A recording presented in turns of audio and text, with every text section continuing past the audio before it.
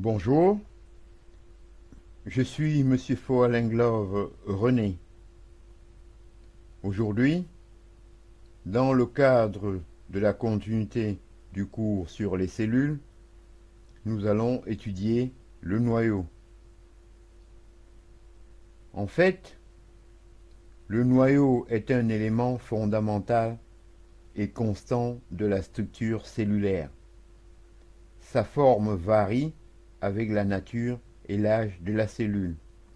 Il peut être sphérique, ovoïde, parfois polylobé.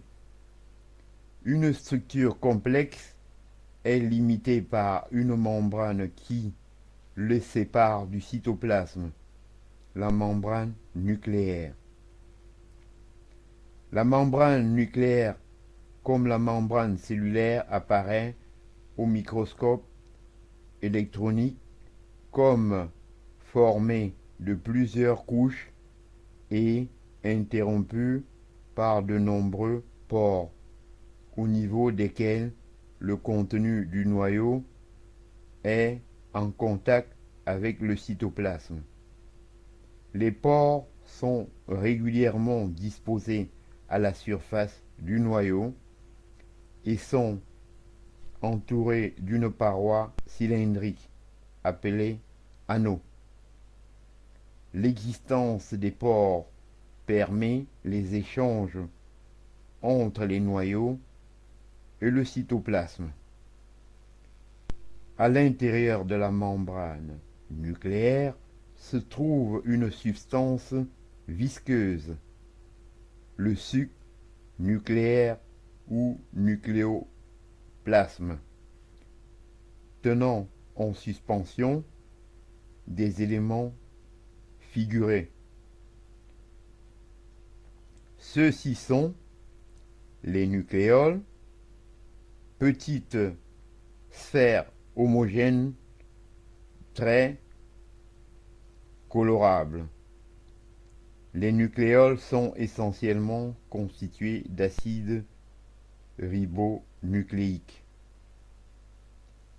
La chromatine forme de très nombreux corpuscules, formant un véritable réseau à l'intérieur du noyau. Le chromatine est formé de fibres enroulées en spirale et constitué d'acides désoxyribonucléiques enrobés dans un manchon de protéines. Quand la cellule va se diviser, les fibres chromatiniennes se transforment en filaments qui sont de nombre et de forme immuables pour une même espèce. Ces filaments portent le nom de chromosomes. Ce sont des chromosomes qui sont le support des caractères héréditaires et en assurent la transmission, car lors de la division cellulaire, leur scission aboutit à la formation de deux moitiés rigoureusement identiques, dont chacune sera transmise à l'une des cellules filles. Un rôle fondamental. Le noyau est indispensable à la vie cellulaire, son ablation déterminant la mort de la cellule. Il assure la reproduction des cellules et la transmission des caractères héréditaires. Cette transmission se fait grâce aux chromosomes qui sont constitués d'acides désoxyribonucléiques ou ADN.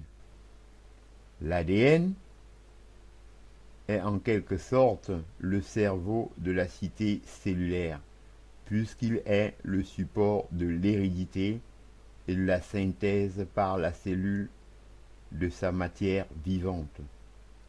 Le noyau transmet aux organiques intracytoplasmiques ribosomes, en particulier des informations qui permettent à ces derniers d'élaborer les protéines de la cellule. Ces informations sont transmises par un acide proche, l'ADN, l'acide ribonucléique ou ARN. Ainsi donc, j'en ai terminé avec l'étude du noyau de la cellule. Je vous en remercie.